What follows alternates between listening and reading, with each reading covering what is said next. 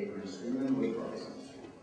Nationwide, in the last 6 years, there have been close to 195,000 jobs lost in the pulp and paper industry. It's a lot of jobs nationwide.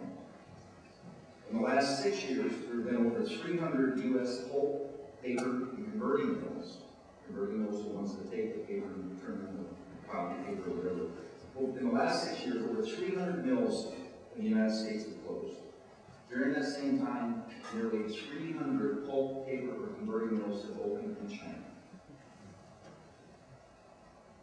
For a number of years, I worked as an electrician, instrument technician, and warehouser, was the employer.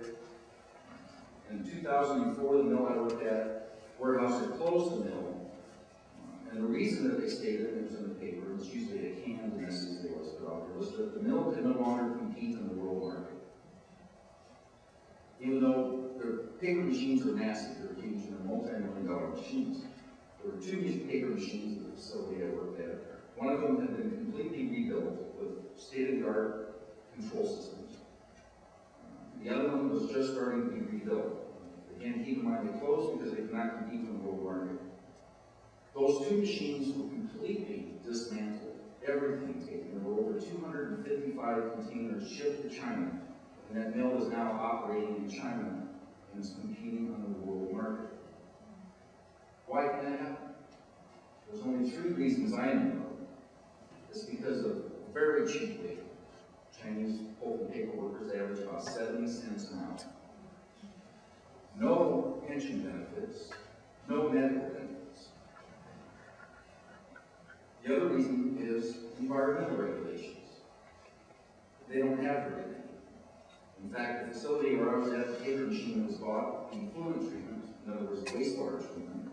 Granted, it still needed to stay for the rest of the facility, but they didn't purchase any of that, and there were parts of it they could have.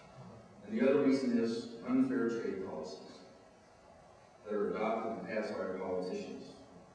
And with all due respect to all the politicians that are there, I know it's tough times, but I get very frustrated when I hear even what I would consider some good Democratic politicians and friends of mine that push for high labor standards in this country, as well they should and support it. And they push for high environmental standards in this country, and as well they should. We want the cleanest mills in the world. You cannot make a product without polluting. Of course, there's a way you can't.